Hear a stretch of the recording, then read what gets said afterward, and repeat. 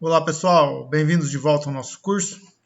Então, na última aula, nós terminamos o curso falando da equação de Gibbs-Helmholtz, né, que são a equação característica da nossa substância. E antes disso, a gente apresentou os nossos potenciais termodinâmicos, certo? Então, para que nós obtivéssemos essa equação aqui de Gibbs-Helmholtz, né, se não me falha a memória, eu supus que nós conhecêssemos ou a nossa função de Helmholtz, ou a nossa função de Gibbs, ou a nossa entropia, ou a nossa energia interna, ou a entalpia. Tá? Em todo caso, né, ou para todos esses casos em que nós conhecêssemos esses potenciais, nós tínhamos o caso de esses potenciais dependerem apenas de duas variáveis. Tá? Então, no caso da função de Helmholtz, era temperatura e volume. No caso da função de Gibbs, era temperatura e pressão. No caso da energia interna, era entropia e volume. E no caso da nossa entalpia, era entropia e pressão. Okay? Mas o que acontece quando nós tivermos um sistema que tenha mais do que duas variáveis, por exemplo? Como a gente poderia escrever ou descrever o nosso sistema se nós tivéssemos, por exemplo, uma função de Helmholtz que fosse dependente da temperatura, de uma outra variável x1 ou de uma outra variável x2. Tivéssemos aqui agora, em vez de duas, três variáveis independentes. Então, a aula de hoje a gente vai tratar sobre isso, como determinar a nossa função de Gibbs-Helmholtz para o caso de um sistema com mais do que duas variáveis independentes. Ok? Então, vamos começar a nossa aula.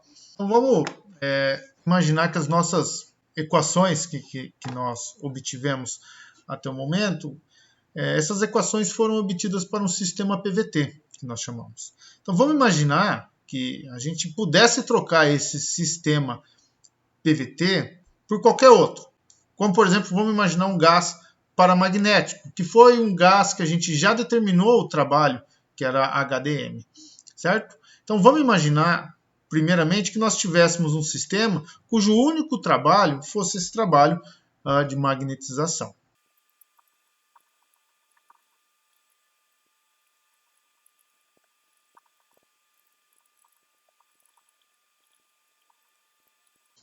Então, vamos imaginar que nós tenhamos aí um gás paramagnético e a gente sabe que o trabalho realizado por esse sistema ele é menos a intensidade magnética vezes dm, que é a magnetização do nosso sistema. Okay? Então, vamos chamar aqui de equação 1. Repare, pessoal, que o meu m nesse novo sistema, né, a minha magnetização, é o que nós chamamos de variável extensiva.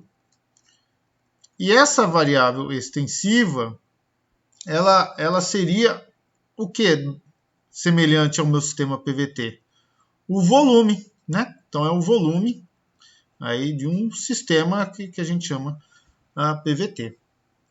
E o meu H, que é a minha intensidade magnética, ela é a minha variável intensiva. Isso tudo nós já vimos no curso, né? Que era referente ao trabalho de configuração. E essa variável intensiva, ela faz o papel da pressão, né, no sistema PVT. Ok? Então, se nós imaginarmos que eu estou trocando o meu sistema PVT, né, que é um sistema que a gente está cansado de estudar, agora por um sistema que seja HMT. Se a gente percebe que nós estamos realizando essa troca, fica fácil a gente começar a escrever os nossos potenciais termodinâmicos. Então, vamos começar, por exemplo, então, para a nossa função de Helmholtz. Então, a nossa função de Helmholtz, ela é uma função f, que agora ela não depende mais da temperatura e do volume, depende agora da minha nova variável extensiva, o m. Ok? Então, eu vou poder escrever a minha função de Helmholtz, f, que é igual a u menos ts. Certo? E, a partir dos nossos potenciais termodinâmicos, a gente consegue escrever as nossas relações. Então, o que nós precisamos lembrar no nosso diagrama de Tisra-Bohr? Lembra lá? Primeiro a gente tinha que lembrar do carro, SUV. E em todos os outros quadrados, então, eu começo com o meu potencial termodinâmico em cima, F, G, H e U. Certo?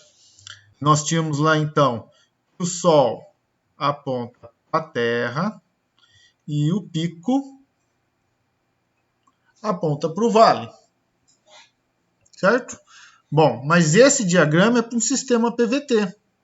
Se eu estou num novo sistema, que agora é PHM, esses dois caras aqui não vão fazer parte do meu diagrama, né?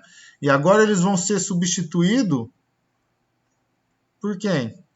O meu P, como eu disse aqui em cima, é o meu H. E agora o meu V, ele faz o papel da minha magnetização.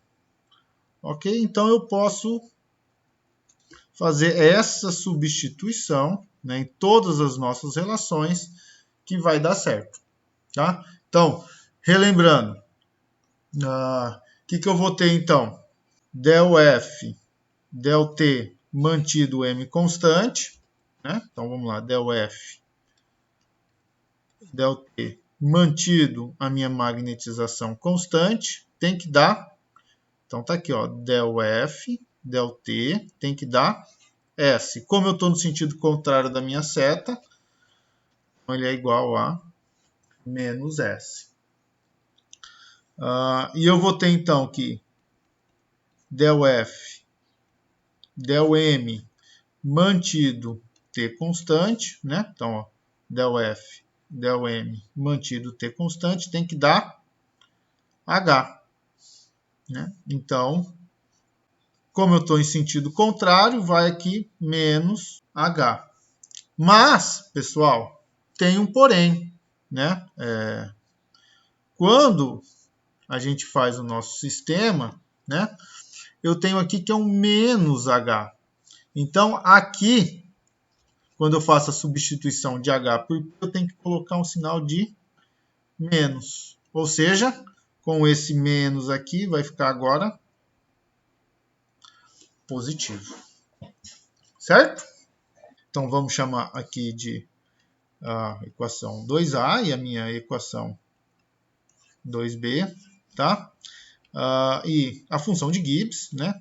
E a partir da função de Gibbs, que é um G de TH, e a gente vai escrever então a nossa função de Gibbs G como sendo U menos TS, e aqui viria o quê? Mais PV no nosso sistema PVT, né? Então, fazendo a modificação, então vai ficar G, que é igual a U, menos S. O meu P agora é menos H e o meu V é M. Tá? E os potenciais termodinâmicos, o que nós ficaríamos então? Del G, del T, dá S. Como estou no sentido contrário, menos S. Então é del G, del T, mantido H constante, S. Como está no sentido oposto da flecha, menos S. E del G, del H, mantido a minha temperatura constante, então é del G, del H, mantida a temperatura constante, tem que dar M. Mas, pessoal, é menos H. Então, eu tenho que colocar aqui menos M, ok? Então, eu tenho aqui a equação 3A e a equação 3b, ok? Então deixa eu só sinalizar aqui que esse sinal de menos, tá? Certo? Para ninguém se perder. Certo? Então a gente consegue escrever os nossos potenciais termodinâmicos de uma maneira muito funcional, né, e simples para qualquer sistema termodinâmico. É só a gente parar um pouco, põe no papel qual é o nosso sistema e, de uma maneira devagar, pensativa, a gente faz todas as nossas relações a partir do nosso diagrama que a gente acabou de fazer aqui, tá? A gente tem que sempre lembrar, é o carro S e o V, e aí os nossos potenciais em forma de ordem alfabética, F, G, H, U, tá? E depois o Sol aponta para a Terra e o Pico aponta para o lado. É imbecil, mas funciona. Bom, mas ainda, com esse caso que eu estou trazendo para vocês, de um gás paramagnético, a gente continua escrevendo as nossas funções com duas variáveis. Tá? E eu falei no início da nossa aula que a ideia é determinar a nossa função de Gibbs-Helmholtz para um sistema aí de 3 variáveis, vamos falar assim. Então, agora que a gente viu como a gente consegue escrever as coisas para um sistema que não seja PVT, né, a gente expandiu um pouco o nosso cérebro para as coisas diferentes, vamos falar agora então como que a gente faz para um sistema, vamos colocar aí de 3 variáveis independentes. Então vamos imaginar que a gente vai ter um sistema em que a gente vai descrever esse sistema por duas variáveis extensivas e duas variáveis intensivas mais a sua temperatura.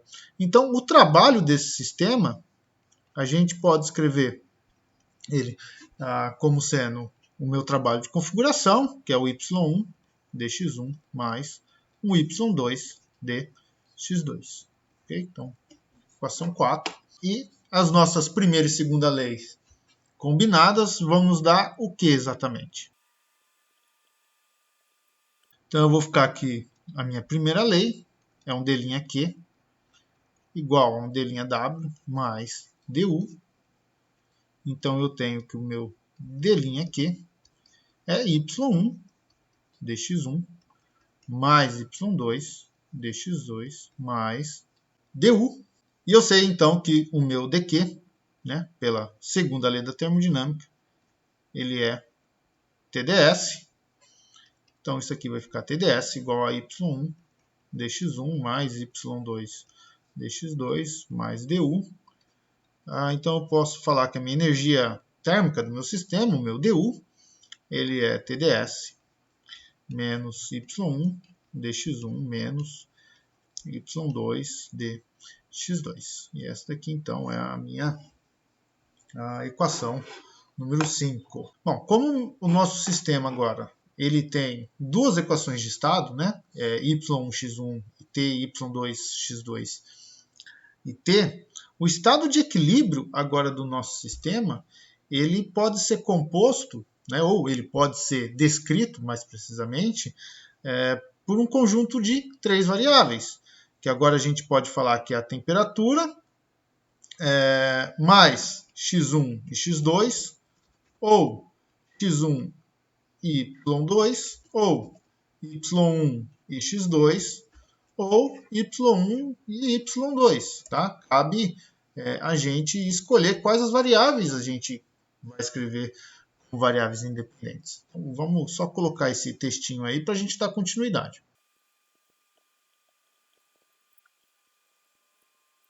Então a gente pode escrever o nosso estado de equilíbrio, né, pela variável t, mais x1 e x2, né, ou x1 e y2, ou x2 e y1, ou y2 e y1.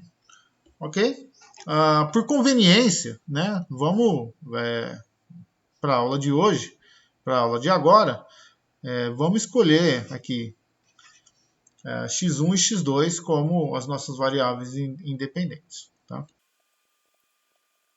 Então, se a gente fizer isso daí, A gente agora pode escrever a nossa função de Helmholtz como sendo uma função dependente da nossa temperatura de x1 e de x2. Tá? Então, como que a gente faz isso? Então, a nossa função de Helmholtz, nós sabemos, ela é F igual a U menos TS, de tal maneira que nós podemos, então, escrevê-la sob a fórmula diferencial, que é o dF igual a du menos T ds menos S dt. Então, essa daqui é a minha equação 6. E o meu du, que está na minha equação 6, eu posso substituir pelo du, que está na nossa equação 5. Então, substituindo 5 em 6, então o meu df ele vai ficar como sendo T ds menos y1 dx1 menos y2 dx2 menos TDS menos S dt. Então, o meu df, olha, eu tenho TDS positivo com menos TDS, eles vão se cancelar. Então, o meu df ele vai ficar menos S dt menos y1 dx1 menos y2 dx2. Então, aqui é a equação 7. E aí, tomando todos os mesmos procedimentos que a gente tomou para determinar os potenciais termodinâmicos, a gente consegue escrever. Então, essas variáveis aqui, né, que acompanham os meus diferenciais em termos das derivadas. Tá? Então, a equação 7, a gente pode escrever ela sob uma forma diferencial, né? Então, o meu df, ele vai ser quem? Ele vai ser o meu ΔF, ΔT. Quando eu mantenho x1 e x2 constante, dt, mais o meu ΔF, del x1, quando eu mantenho a temperatura e x2 constante, dx1, mais ΔF, del x2, quando eu mantenho a minha temperatura e x1 constante, dx2. Pessoal, lembrando que essa forma da gente escrever a nossa equação é que a gente está imaginando que nós tenhamos aí um sistema, né, retangular de coordenadas, e aí nós temos uma superfície, né, e esses caras aqui, né, eles são simplesmente a inclinação de uma reta tangente aí, né, que está nessa superfície, tá? Então, foi assim que a gente determinou no início do nosso curso, há muito tempo atrás, os coeficientes de dilatação e compressão beta e kappa, e a gente veio trabalhando com esse conceito ao longo do nosso curso, certo? Então, aqui é a nossa equação 8, de tal forma, então, que a gente consegue igualar os coeficientes que acompanham as nossas diferenciais das nossas equações 7 e 8. Então, eu posso falar que ΔF, ΔT mantido, x1 e x2 constante é igual a menos S. ΔF, ΔX1 mantido temperatura e x2 constante é igual a menos Y1. E ΔF, ΔX2, mantida a temperatura e minha variável x1 constante, ela é igual a menos y1. Tá? Então, vamos chamar todas essas nossas equações, 9A, 9B e 9C, se a gente precisar referenciar no futuro. Certo? E a nossa função de Gibbs, onde nós escrevíamos U menos TS mais TV, para o nosso novo sistema, ela vai ficar então G como sendo U menos TS mais esse PV aqui, ele é o meu trabalho do sistema, ele corresponde ao trabalho. Então agora o meu PV, na minha nova equação, ele vai ser y1 vezes x1 mais y2 vezes x2, certo? E, portanto, né, a diferencial, né, de g, a gente pode escrever como sendo um dg, que é igual a um du menos tds menos s dt mais y1 dx1 mais x1 dy1 mais y2 dx2 mais x2 dy2. Então, essa daqui é a nossa equação 11, tá? E a gente vem aqui agora e substitui a nossa equação 5, né? Então, vamos aqui, ó, substituindo a equação 0,5, que é a equação que a gente determinou o nosso du. Então, o nosso dg, ele vai ficar tds menos y1 dx1 menos 1y2 dx2 menos tds menos s dt mais y1 dx1 mais x1 dy1 mais y2 dx2 mais x2 dy2. Então vamos lá, vamos devagar. Então eu tenho TDS menos TDS, que a gente cancela. Eu tenho menos x1 y1, e aqui eu tenho y1 dx1, né? Então eu tenho aqui y1 dx1, e eu tenho y2 dx2 mais y2 dx2, que a gente também cancela.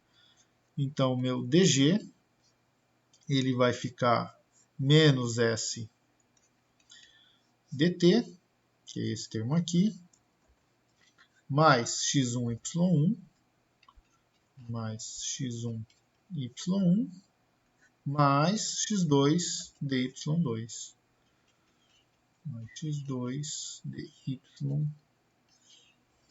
dy2. Tá? E, novamente, né, vamos colocar aí para dois estados em equilíbrio, né, a gente pode escrever o dg como sendo, então, um ΔG ΔT, mantido y1 e y2 constante, dt, mais ΔG del y1, mantido temperatura e y2 constante, dy1, mais ΔG del y2, mantido temperatura e y constante, dy2, tá?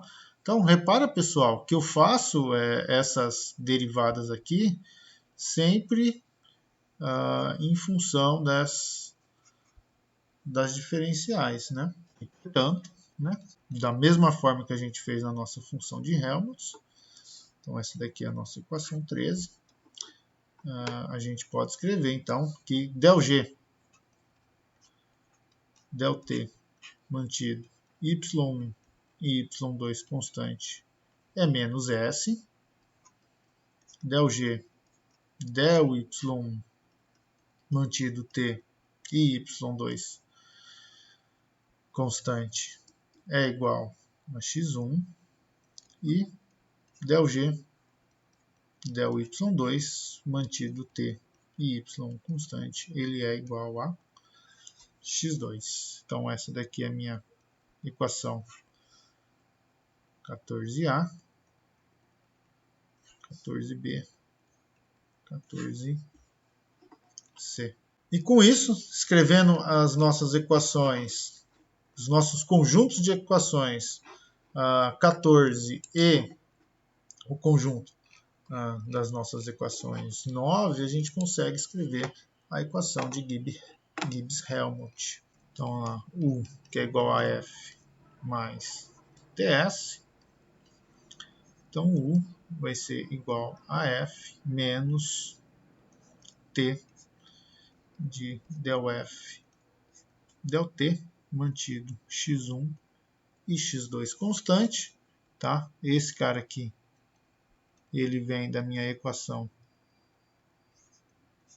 9A, certo? E escrever H, que é igual a G mais TS. Eu vou poder então escrever que o H ele é G menos T de del G del T mantido y1 e y2 constante. Então está aqui a equação 15 e a minha equação 16. Então o conjunto das equações 15 e 16 é o que a gente chama das equações de Gibbs-Helmholtz. Tá? E só para fechar, a entalpia, né? A gente pode escrever, né? A entalpia do nosso sistema pode ser expressa por... Como a nossa entalpia a gente escrevia U mais PV, a gente substitui o nosso trabalho PV pelo trabalho do novo sistema, que vai ser U igual a YX1 mais U Y2x2. Okay? Então, pessoal, por mais complicado que possa parecer o nosso sistema, um sistema entrando mais variáveis, a gente consegue expandir os conceitos que a gente aprendeu para um sistema simples, que é um sistema unicamente, exclusivamente PVT, para qualquer outro sistema. Tá? Dá um pouco mais de trabalho, dá um pouco mais de conta, mas a gente consegue fazer isso se a gente tiver um pouco de paciência e colocar no papel o que a gente vem aprendendo. Pessoal, então para a aula de hoje é isso. Os nossos próximos conteúdos eu vou falar das relações de Maxwell, depois eu vou entrar em conceitos de estabilidade e a gente vai estar aí quase chegando no finalzinho desses conteúdos de potencial termodinâmico. Se alguém ficou com alguma dúvida, por favor me escreve, está aí o meu e-mail, vai ser um prazer responder ou até mandar o PDF do curso para vocês. Um grande abraço, bons estudos, até a próxima. Tchau, tchau.